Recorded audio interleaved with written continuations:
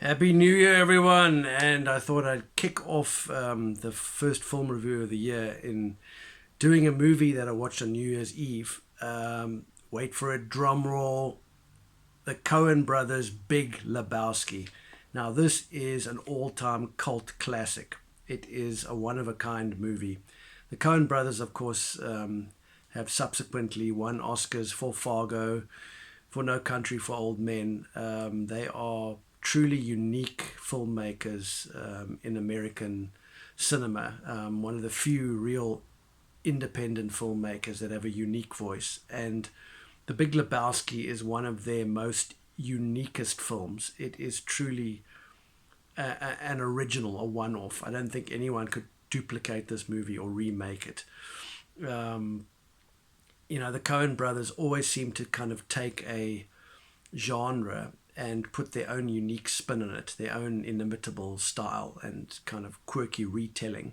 I mean, they've done so many different genres. And what they've done in this movie is they have taken the kind of Raymond Chandler type potboiler crime novels of the 1940s and done their own take on it. They wanted to have a narrative of, in every Chandler novel, there's a sort of a hero who finds himself in the center of some mystery and then has to try and unravel it. And in the process of doing so, gets deeper and deeper embroiled in the Los Angeles underbelly, underworld, meeting the seediest characters. And so they've taken that narrative and put their own unique spin on it. So the story in a nutshell, although you can't really sum up the story, is it's about Jeffrey Lebowski, who's this slacker dude character, kind of hippie, pot smoking, white Russian swilling layabout who comes home to find these two thugs waiting for him, and apparently he owes money to their boss. But it's a case of mistaken identity, which is something that pops up often in Raymond Chandler novels. So the real Lebowski is actually a multimillionaire whose trophy wife, Bunny, who was an ex-porn star and had an affair with the producer, Jackie Treehorn, owes money all over town, and they have come to collect. But of course, they've come to the wrong Lebowski. And they end up soiling his rug, and the dude is very upset about this. And so he goes to the real Lebowski, the multi-millionaire, and demands recompense for his rug. And of course, the Big Lebowski of the title is a self-made war veteran who's pulled himself up by his bootstraps, and he's got no time for this layabout and sends him packing. But of course, the dude on his way out grabs a rug anyway. But he gets a call moments later because Bunny has been abducted, and he can think of no better person, probably no more expendable person to be the bag man to deliver the money to the so-called kidnappers.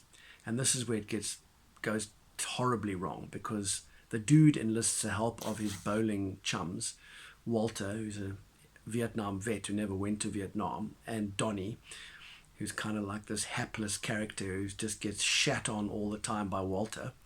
Can't get a word in edgeways. Steve Buscemi, who plays this role, I don't think he has like 5 lines in the whole movie. Every time he tries to speak, he gets shut down by Walter.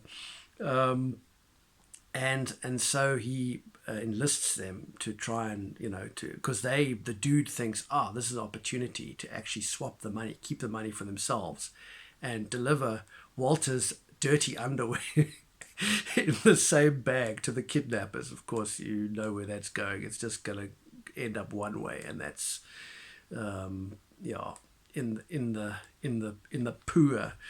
So of course the story just unravels. There's so many twists and turns in this movie. It's difficult to even. I'm not even going to try and outline them. The whole point of the story is it's not about the destination, it's about the journey. It's about the characters that the dude meets, that comes in and out of his narrative, the wildest, craziest kaleidoscope of characters you're ever going to see in a movie. Really bizarre, and all, of course, Coen brothers regulars. Walter, played by John Goodman, I mentioned him before. John Turturro plays this crazy character called Jesus Quintana, who's their bowling nemesis, who's kind of stands in their way of getting the championship. And he's this ex-pedophile, bizarre character with a slick back ponytail and wearing this kind of awful purple lycra thing. And he's just this weird character. You can't actually even describe him. John Turturro actually came up with a lot of the ideas himself, including this weird dance that he does, which was based apparently on Muhammad Ali. But the Coen brothers gave him a lot of leeway. And funnily enough, the idea they got from the character, they went to see John Turturro in a play in the late 80s, and he played the pederast in this play, and they thought, wouldn't it be great to put the character like this in a movie? And so they did it. Steve Buscemi, of course, another regular Coen collaborator who plays Donnie. There's so many brilliant cameos in this movie. Ben Gazzara plays Jackie Treehorn with just oozes menace. And Julianne Moore is hilarious. She plays Maud Lebowski, who's the carpet that the dude sort of takes as recompense is actually a gift that Maud gave to her mother. So she, of course, comes and reclaims the carpet and takes a liking to the dude. Her performance is hilarious. This clipped English sort of performance artist. It's actually based on a lady, I think her name was Caroline Sheeman, kind of mixture of her and Yoko Ono. And Julianne Moore was actually pregnant at the time when she did the movie, and she didn't want to let the Coen brothers know, because she wanted to do her own performance art herself. And she really is brilliant in the role. This movie is all about characters. The triumvirate of characters that rule this film, the three friends, the dude, Walter, Donnie, are kind of our three heroes up against the bizarrest, craziest villains, nihilists. Peter Stormare, another Coen collaborator who was in Fargo, plays one of the nihilists. You've got Ben Gazzara, Jackie Treehorn's goons. You've got the police. You've got an ex-PI played by John Polito, who's also a Coen collaborator, who's Bunny's parents have actually hired him to find Bunny because she's disappeared. It's just such a crazy madcap adventure, but it's done in typical Coen quirky style. And what's interesting is that this movie, they planned to make it in just after they did Barton Fink, but Jeff Bridges wasn't available because he was doing Wild Bill, and John Goodman couldn't do it at the time because he was doing Roseanne. So they actually delayed making the movie and did Fargo in between. And I'm so glad that they did that, because you can't imagine anyone else playing those roles. I mean, Jeff Bridges was just born to play the dude. I actually ended up working with his brother on a movie, and I know from what his brother told me that Jeff smokes a lot of dope, so yeah, he's pretty much playing himself. In fact, a lot of his own clothing was used in the movie. And he's kind of also partly based on Jeff Dowd, who was the Coen's first producer on Blood Simple. And it also comes from some stories from a guy called Peter Exline, who was a friend of the Coens, and he told the story of, you know, how he had a rug which tied the room together, which immediately kind of gave them an idea. And then he even told a story about how his car was stolen, and he got this private eye called Big Lou Abernathy and they found where the car was, a crumpled up piece of paper of some 14-year-old kid's homework. And so they tracked down this kid because they thought he'd stolen the car. And that little true life story manifests itself in the film, where the money goes missing, and because the car goes missing, and then the dude, when he recovers his car, they find this piece of crumpled homework, and they think that it's the kid has stolen the money. And there's a hilarious scene where Walter tries to extract the money out of this 14-year-old kid. And there's another very quirky Coen brothers story in here. The father of Larry, who's the kid, is in this iron lung, and in the story he was the writer on this show, and the show that they talk about in the movie actually existed, and the dude in fact even hums the theme tune from this particular show when he's in the back of the police car. So they've got all these little in jokes in typical Coen style. But the film is all tied together by this wonderful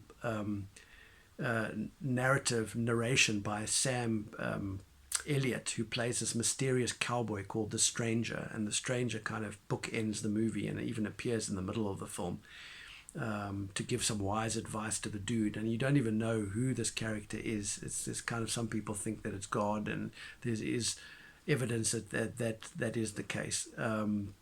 But it's this wonderful laconic delivery that Sam Elliott has, and opens the film with this tumbleweed blowing through Los Angeles. And in fact, the whole kind of style of the movie, there's so many interesting stylistic things, like the cinematography by another Coen collaborator, Roger Deakins, for the dream sequences. There's a hilarious dream sequence, kind of like almost like a porn movie called Gutterballs, starring the dude.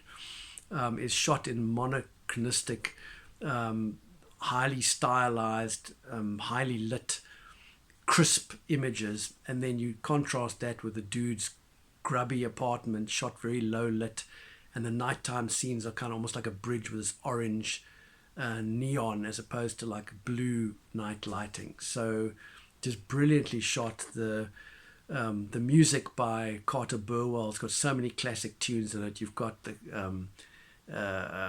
Bob Dylan's opening song, which is so iconic. They've got, of course, the What Condition My Condition Was In. They've even got the Stones. It is a classic soundtrack.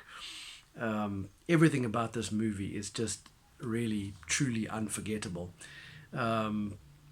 It is so bizarre and so quotable. You know, it's like With No Lie. There's fans will have like 100 sayings from the movie, and it's the same with the Big Lebowski. The performances are sublime. John Goodman should have won an Oscar. I mean, he's actually based on the Coen brothers' very good friend John Milius, the writer, who was this bombastic, military-loving, gun-loving, foul-mouthed, combustible, larger-than-life character. And they even said to John Goodman he has to have the same beard as John Milius. So, but he pulls it off with such style. His timing, his unpredictability. This character is so combustible, always misinterpreting things. It is an hilarious performance. And Jeff Bridges, no one else could play the dude like him. So this is a really, really one-off movie. You either love it or hate it. You know, at the end of the movie, Sam Elliott actually says, you know, the dude abides. I'm glad that he's out there, you know, taking the rap for us sinners. It's such a quirky kind of tying up the story. And so you're either going to, if you haven't seen it, go and see it. You'll either love it or hate it. By the way, it's got a very high fluke count. It was in the... it's in the Guinness records or whatever, I don't know, on the list of the most F-bombs in a movie. Sort of, well, it's down the list now. It's been surpassed. But the Coen brothers, it's kind of almost like David Mamet. It's the poetry of the profane, you know. It's the Coen brothers' dialogue is unlike any other. It is brilliant. They write every man, every dude. Jeff... Bridges says the dude, I think she says it 147 times in the movie.